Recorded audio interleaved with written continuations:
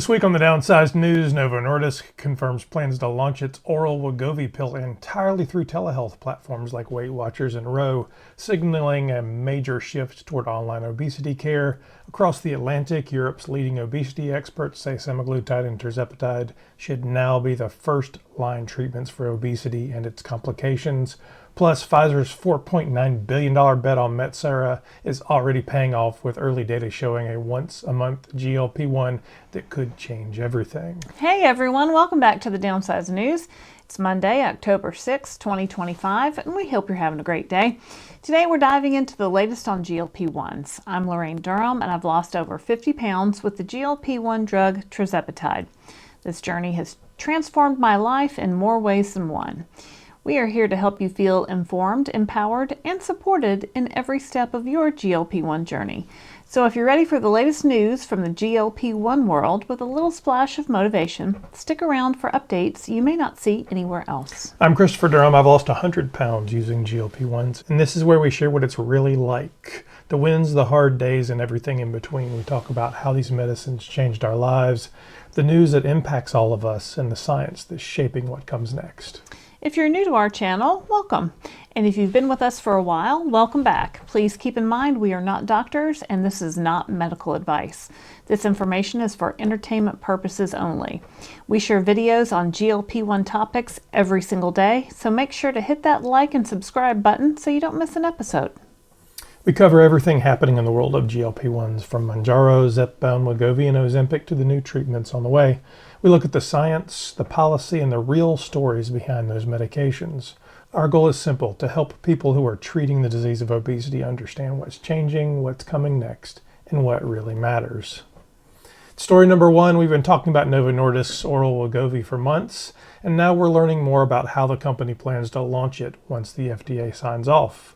Bloomberg is reporting that Novo will sell the pill version of Wegovy, the same semaglutide we already know from the injections, directly through telehealth partners like Weight Watchers and Ro. That means patients could order and manage their prescriptions entirely online. Dave Moore, Novo's head of U.S. operations, said the company plans to build on the massive awareness around Ozempic and Wegovy and make this new pill available early next year in 2026 if approval comes through. He also hinted at something new, a subscription plan where patients who commit to 6 or 12 months of treatment could get a discounted price. The phase 3 trial results we reported last month showed an average 16.6% weight loss with the oral version, and that's fueling a lot of anticipation among doctors and patients. One interesting note, this rollout will bypass traditional pharmacies at first and happen almost entirely online. Novo's approach here fits the trend we're already seeing across the GLP-1 world: convenience, direct access, and subscription-style pricing. That looks a lot more like consumer retail than old-school healthcare. We'll keep watching how this shapes up as the FDA review continues, but for now, the telehealth rollout is confirmed, and 2026 is the target date. So what do you think? Would you buy a GLP-1 subscription? For an oral Wegovy For just pill? any of them. In For general, a is subscription. a subscription a good idea? For a price discount, sure. And story number two, Europe's top obesity experts have made it official. Semaglutide and tirzepatide should be first-line treatments for obesity. The European Association for the Study of Obesity, or EASO, released new guidance in Nature Medicine saying these drugs should be the starting point for most people living with obesity and its complications. Dr. Andrea Cuden from Vall d'Hebron University Hospital in Barcelona summed it up. Even though there are several options on the market, semaglutide and tirzepatide are so effective that they should be the first choice in almost all cases. This is a big shift. For years, treatment focused mostly on losing weight. EASO's new approach focuses on improving health, preventing diabetes, sleep apnea, heart disease, and fatty liver disease, not just dropping pounds. Dr. Barbara McGowan from Guy's and St. Thomas's Hospital in London explained, "This is the first framework guided by the presence or absence of obesity-related complications, since weight loss is not only the goal when complications are present." The group looked at all available medications and ranked them by three things: how much total weight they helped lose, how they affect complications, and how safe they are. Tirzepatide and semaglutide came out on top across the board. The framework splits obesity into two main types of complications. The first is fat mass disease. This means mechanical issues like sleep apnea and knee pain. And the second is sick fat disease. This means metabolic problems like diabetes, heart disease, and fatty liver. In every category, semaglutide and tirzepatide were the best options. For pre-diabetes or type 2 diabetes, both are first-line choices. For heart disease, semaglutide gets the edge. Studies show it reduces major cardiac events. For fatty liver disease, tirzepatide leads, but new research suggests semaglutide may soon join it. The authors acknowledge that there's still much to learn. More research is needed on how these medications affect conditions like kidney disease, Alzheimer's, and certain cancers. But the potential is huge. Dr. McGowan said treatment has to be personal. The severity of obesity, complications, other illnesses, patient goals, and even income all play a role. Cost is another challenge. The drugs are expensive, but EASO argues that the real cost comes from not treating obesity early, when prevention could stop serious diseases down the line. EASO's president, Dr. Volkan Yomik, said the group will keep updating the guidance as new medications and studies come out. For now, this announcement makes it official. Semaglutide and tirzepatide aren't just options anymore, they're the new standard of care for obesity in Europe.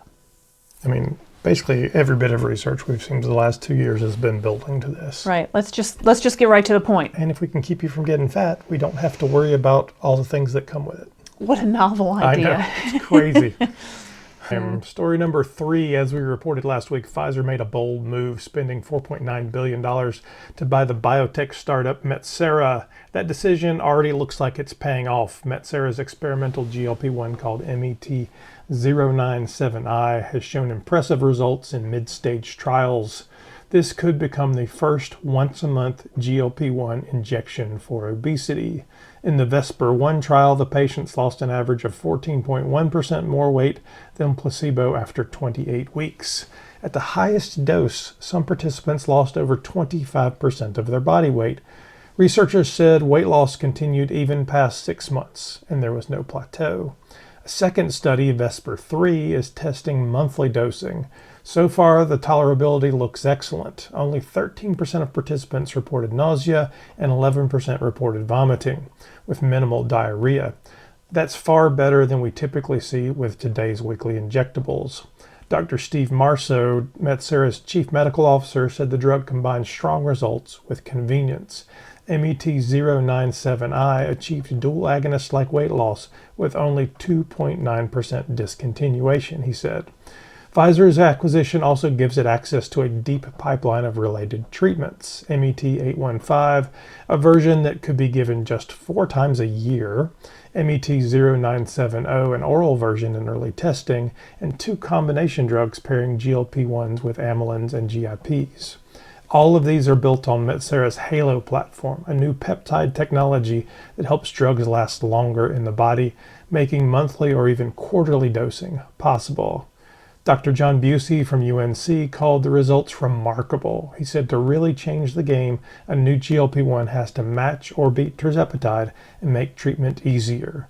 MET-097I might be the first one that does both. Metsera plans to begin phase 3 trials by late 2025, with monthly dosing results expected later this year or early 2026.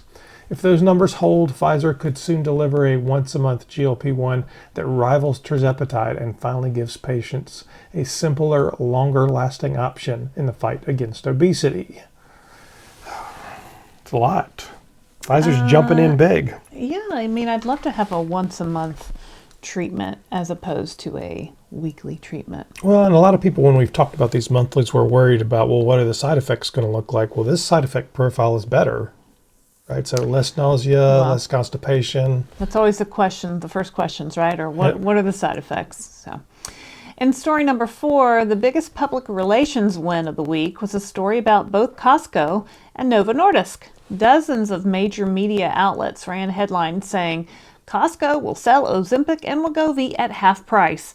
And more than 24 of you excitedly sent Christopher and me those links, thrilled to see what looked like a massive price cut. Unfortunately, the truth is a little less dramatic.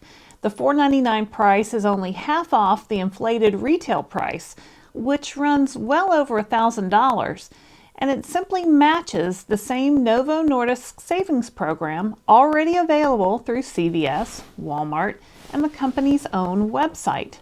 Here's how it works. Novo Nordisk announced that starting this week, anyone with a prescription can pick up a 4-week supply of Ozempic or Wegovy at Costco pharmacies for $499 out of pocket. No insurance needed. On Costco's website, the offer is listed as powered by Costco Health Solutions. It explains that the Costco Member Prescription Program, or CMPP, is a direct-to-members savings program administered by Costco Health Solutions and Vintegra.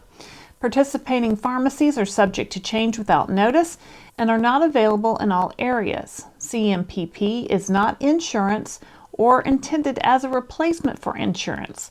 Claims submitted for coverage under publicly funded programs or private insurance are not eligible for CMPP participation. And that's important because it means Medicaid and Medicare users are not eligible for this cash price. Costco members with a prescription will pay $499 per month, and executive members or Costco Citibank card holders will earn cash back rewards through the pharmacy program. For those with insurance, the price will depend on their plan. The company says the discounted prescriptions will be available at more than 600 Costco pharmacies nationwide. So while this partnership earned a week of glowing headlines and plenty of clicks, it doesn't fix the real issue, affordability.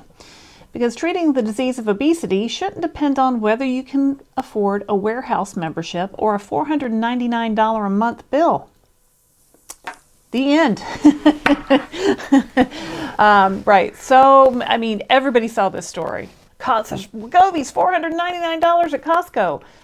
Yeah, that's been that price at CVS and Walgreens. And the PR team should get a bonus for that one because they got a lot of play out of it. They were in the Today Show. They were in the Wall Street Journal. Right. And even like some of our, the viewers that sent these to us, I know they watch every single one of our news programs, all our shows, and this appeared to them to be new news. So it was really presented in such a way where you thought, oh, Costco, yay, $4.99. But really, it was just a repeat of what they had done at other places. You still have to have a prescription. It's just the pharmacy at Costco. And you have to be a member to Costco to get that price. I think I'm not sure, but I think to use the Costco pharmacy, maybe you don't have to be a member in every case, but for this particular one, you do. In story number 5, a new study in JAMA Ophthalmology has found that patients taking GLP-1 medications for type 2 diabetes or obesity have about half the risk of developing non-infectious uveitis, an inflammatory eye condition often tied to autoimmune disease. Researchers at the Cleveland Clinic analyzed records for more than 510,000 patients, roughly half using a GLP-1 medication and half not, and found a 51.7% reduced risk of new onset non-infectious uveitis in GLP-1 users. The benefit was consistent for both patients with and without diabetes and across uveitis subtypes.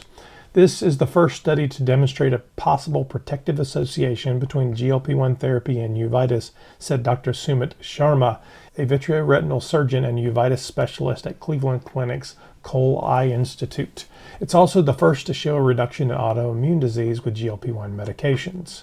Non-infectious uveitis is typically linked to autoimmune conditions such as sarcoidosis, juvenile idiopathic arthritis, and spondylitis.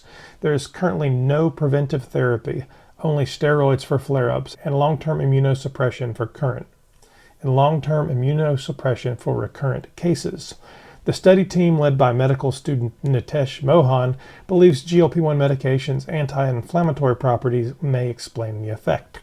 Prior research has shown GLP-1s reduce levels of pro-inflammatory cytokines, the same molecules involved in many autoimmune and inflammatory diseases. When compared with other diabetes drugs, GLP-1 users had about a 42% lower risk of uveitis than those taking metformin or insulin. and initial findings suggesting SGLT2 inhibitors might provide even more protection disappeared after further analysis, leaving the GLP-1 link as the clearest signal. Because this was a retrospective database study, the authors caution that causation cannot yet be proven. Still, they say the findings open new questions about GLP-1's therapeutic potential in ocular inflammation. For people genetically predisposed to uveitis or with autoimmune conditions, if there's already an indication of a GLP-1 medication, these results suggest there could be added protection for the eye, said Mohan.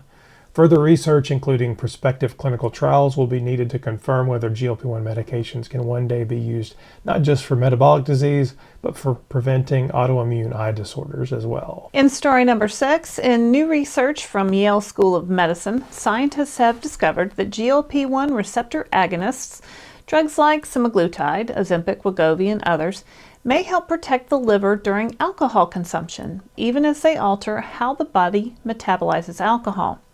Published September 18th in NPJ Metabolic Health and Disease, the study found that in mice, GLP-1 drugs lowered levels of a liver enzyme called CYP2E1, which is responsible for breaking down alcohol into acetaldehyde, a toxic compound that drives much of alcohol-related liver damage. This is the first time GLP-1 receptor agonists have been shown to regulate alcohol metabolism in the liver, said lead author Dr. Wajat Mehal, professor of medicine at Yale. If you're taking semaglutide, then your body will likely handle alcohol differently. By suppressing CYP2E1, the drugs reduced acetaldehyde production, a finding that may help explain why patients on GLP-1 medications should experience less liver injury even if they continue to drink. However, here's a twist. Because the medications slow alcohol metabolism, the mice had higher blood alcohol levels for a longer period of time. If these results are reproduced in humans, Mahal said, people using GLP-1 receptor agonists might be drinking an amount that normally doesn't put them above the legal limit, but because they're on this medication, it does. Researchers caution that the study was conducted in animals and that human studies are urgently needed. But Mahal notes that results could have wide-ranging implications. Nearly 1 in 8 U.S. adults has used a GLP-1 medication, where about half of adults drink alcohol. Importantly, GLP-1 drugs are already being investigated for alcohol use disorder and alcohol-associated liver disease, since they appear to reduce cravings and alcohol consumption. This new study suggests they may also provide a direct layer of hepatic protection. If some individuals don't reduce their alcohol intake while on a GLP-1 receptor agonist, Mahal said, they will probably still have hepatic protection because fewer toxic metabolites are being produced. The research team is now exploring how elevated blood alcohol levels might affect other organs, particularly the brain. If the liver isn't metabolizing alcohol, as Mahal explained, the alcohol load could shift to other organs, leading to higher blood alcohol levels and potentially stronger cognitive effects like discoordination. With the rapid rise in GLP-1 use, understanding how these drugs interact with alcohol will be increasingly important. As Mahal put it, there are already large numbers of people who are taking GLP-1 receptor agonists and drinking alcohol. We need to know what that combination means for their long-term health. For now, the findings suggest GLP-1 medications may offer the liver a surprising ally, one that comes with a caution label for anyone who drinks. So it'll help your liver, but you might feel drunker longer. On less amount.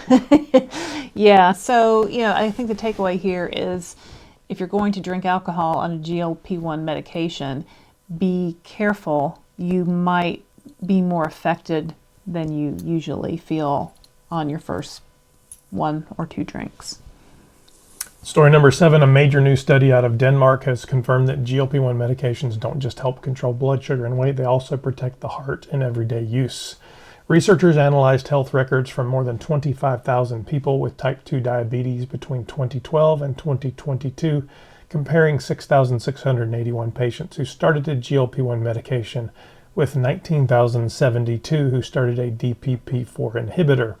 Over a 3.5-year period, people who stayed on a GLP-1 medication had a 2.5% lower risk of major cardiovascular events. That includes heart attack, stroke, and cardiovascular death. The absolute risk was 8.8% for GLP-1 users versus 11.3% for DPP-4 users, which translates to a 22% relative risk reduction and a number needed to treat of 41. In other words, for every 41 people who stayed on a GLP-1 medication, one serious heart event was prevented. The study also found that GLP-1 users were 2.3% less likely to die from cardiovascular causes, 2.5% less likely to die from any cause, 0.9% less likely to develop heart failure, and 0.7% less likely to experience unstable angina. While the differences in individual heart attacks, strokes, or revascularization procedures were not statistically significant, hovering around a 1% margin either way, the overall benefit was clear. These findings were published in Cardiovascular Diabetology and are based on Denmark's nationwide healthcare registries, which include nearly every citizen's prescriptions, diagnoses, and outcomes. That makes this one of the largest and most reliable real-world evaluations of GLP-1 effectiveness ever conducted. What makes this study stand out is its focus on what happens outside of clinical trials in real life, where people skip doses, stop treatment, or manage other chronic conditions. Even with those variables, GLP-1 medications still reduce deaths and serious cardiovascular complications. The benefits were even stronger in certain groups. For patients with heart failure, the risk of a major cardiac event dropped by 15.4% with a confidence interval ranging from 9% to 21.7%. Other adults also saw larger reductions than younger patients, reinforcing the protective role of these drugs for people already at higher cardiac risk. Adherence did make a difference. After 1 year, about 82% of GLP-1 users were still filling their prescription, compared with 77% of DPP-4 users. By 3 years, 34% of GLP-1 patients had stopped treatment, compared to 52% of DPP-4 patients, meaning that even with longer-term adherence, the cardiovascular advantage persisted. The researchers used an advanced statistical approach called longitudinal targeted minimum loss-based estimation to account for both baseline differences and changes over time, the kind of modeling that helps make real-world data as credible as a clinical trial. Their conclusion was straightforward. Sustained GLP-1 use reduces cardiovascular and all-cause mortality in people with type 2 diabetes at increased cardiovascular risk. For doctors, that means GLP-1s should be prioritized over older drugs like DPP-4 inhibitors for patients at high cardiac risk. And for patients, it's one more reason to stay the course. These medications aren't just improving blood sugar, they're keeping hearts beating longer. And that was always what it's been about for me. My mom died of cardiovascular problems, obviously from her weight. So to think about something like this that could have, maybe kept her alive. Yeah, it'll be great for a lot of people. In story number 8, at the Cleveland Clinic, researchers think a single gene may help explain why some people lose a lot of weight on GLP-1 medications and why others barely lose any. The gene is called neurobiechin, or NBEA. Every one of us has it, but the Cleveland Clinic team discovered that tiny variations inside this gene may change how well GLP-1s like semaglutide or liraglutide work. Dr. Daniel Rautroff led the study. He says everyone has this gene, but the variation within that gene may affect how well it does its job. Individuals with certain variations are more likely to experience greater weight loss on a GLP-1 medication. To test that, the researchers analyzed health and genetic data from over 6,500 people in the NIH All of Us program, then confirmed their findings in another 241 patients in the UK Biobank. They created a genetic score based on thousands of small DNA markers in the NBEA gene. People with what they called a responsive genetic score were 82% more likely to achieve significant weight loss with a GLP-1 medication. For those patients, the odds of being in the top 20% of weight loss were almost twice as high, 1.82 times higher with liraglutide and 2.21 times higher with semaglutide. On the flip side, people with a non-responsive score were 50% more likely not to lose weight at all. The data also confirmed what many GLP-1 users already know. Not everyone responds the same way. After 12 to 18 months of treatment, about 24% of semaglutide users and 36% of liraglutide users in the study had not lost any weight. This research helps explain why, and it points to a possible future where doctors might use genetic testing to predict which medications are most likely to work before treatment even begins. Dr. Rotroff says the next step is combining this genetic score with other personal data like age, diet, activity level, and other genes to create a more personalized obesity treatment plan for each patient. That idea, precision obesity care, could eventually help patients avoid months of trial and error and steer them toward the medication that fits their biology from day one. NBEA is part of the body's cell signaling network, tied to how GLP-1s influence appetite and satiety in the brain. It may help explain why some people feel that famous quieting of food noise while others don't. The study is still early, and this isn't a genetic test your doctor can order yet, but it's a major step toward understanding why GLP-1s work differently for everyone and how the future of obesity treatment could become more personalized, more effective, and ultimately more humane. So I think it's exciting as you look down the road and there's 5, 10 different, GLP-1s, GIPs, amylins available. If they could do a genetic test and said, this is the one that's right for you. This one won't work for you. Don't do this one. Yeah. You want to do this one. Yeah, I think it's also probably, and they kind of said this, but why some people don't have food noise and some people do. It could be all about one of your genetic markers. So it could be very cool. Every so often, a scientific discovery changes the world quietly at first, in a laboratory under fluorescent lights, surrounded by data, equations, and hope. And then over time, it changes everything. This week, the woman whose work made one of those discoveries possible is finally being recognized. Dr. Svetlana Mojsov, a biochemist at Rockefeller University in New York, has been awarded the 2026 Kimberly Prize in Biochemistry and Molecular Genetics, one of the most prestigious honors in science. It comes with a $250,000 award and a legacy that can be measured in something far greater, millions of healthier lives.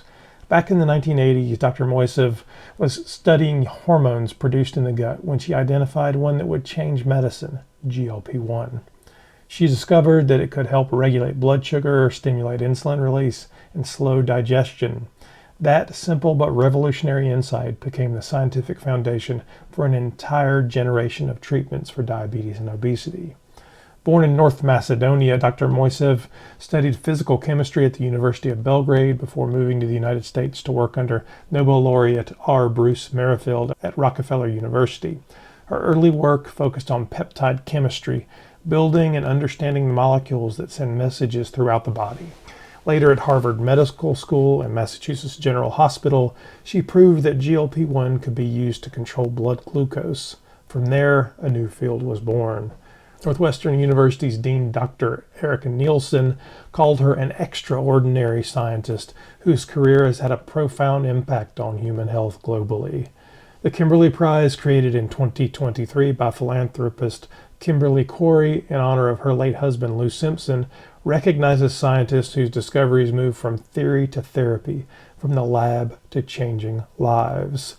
Dr. Mojsov will travel to Chicago next spring to deliver a public lecture at Northwestern's Feinberg School of Medicine and attend a dinner in her honor. When asked about the award, she said she was especially honored to be recognized for her work in the biochemistry and physiology of GLP-1. And while her name may not be as well known as the medications her discovery inspired, her impact is impossible to overstate. Every person who has seen their health improve, their energy return, or their hope restored through GLP-1 therapy is in some small way part of her story. Science can sometimes feel distant, quiet, technical, and removed from everyday life, but in this case, one researcher's persistence and curiosity turned into something extraordinary, a discovery that reshaped how we understand the body, how we treat disease, and how we think about possibility itself. Congratulations, Dr. Mojsov. From the lab bench to the lives you've touched, your work has truly changed the world. And honestly, it's changed our lives. So thank you very much. Thank you very much. An open invitation. Dr. Mojsov, if you'd like to come on, we would love to have a conversation with you about what you've done and, tell all of our viewers about your fabulous work. That wraps up this edition of the Downsized News. If you're looking for tools and ideas to help on your GLP-1 adventure, visit our website at thedownsized.org. There you'll find links to our Downsized GLP-1 Amazon store, our separate Downsized email list, and our 2026 Downsized Cruise. We are Amazon affiliates, so when you shop through our store, you're helping support our channel and it doesn't cost you anything extra. Be on the lookout tomorrow, October 7th, for a special video on Amazon's Big Deal Days. We've curated some products at amazing discounts available October 7th through 8th, 2025 only. So make sure you subscribe to The Downsized so you don't miss out. If you haven't yet, hit like and subscribe to The Downsized like Laraine mentioned, and turn on the notification bell so you don't miss our next video. We'll keep you posted on the latest GLP-1 news, explain the science in plain English, and share what's really happening in our own adventure. Join us and come be a part of the Downsized community. We're battling the disease of obesity together. We'll see you next time. I'm Laraine Durham. And I'm Christopher Durham, and we are The Downsized.